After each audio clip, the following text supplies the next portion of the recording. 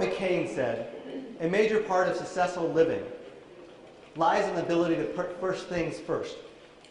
Indeed, the reason most major goals are not achieved is that we spend our time doing second things first. So about knowing what's most important, we spend very little time focused on what's most important and what's most crucial.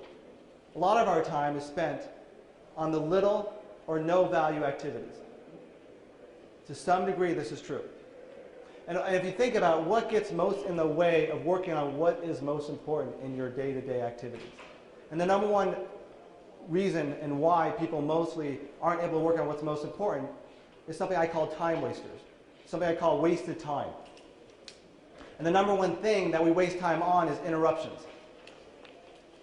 We get interrupted once every 8 minutes, which turns out to be about 50 or 60 interruptions a day, which accumulates to 3 hours of wasted time a day.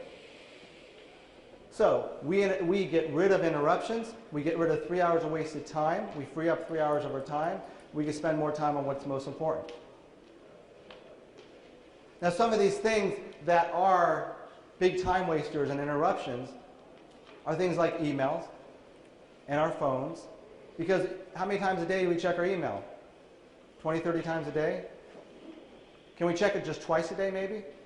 Imagine you just checked it twice a day. Then all of a sudden the emails come in, you're not looking, you're not checking it every 10, 15 minutes. So checking your email and voicemail twice a day can have a pretty big impact. But look at your other time wasters. What are they? What are some of your other interruptions? Are you socializing, meetings? What are some of, I want you to think about that, because if you can eliminate more of your interruptions, you can make more time for what's most important.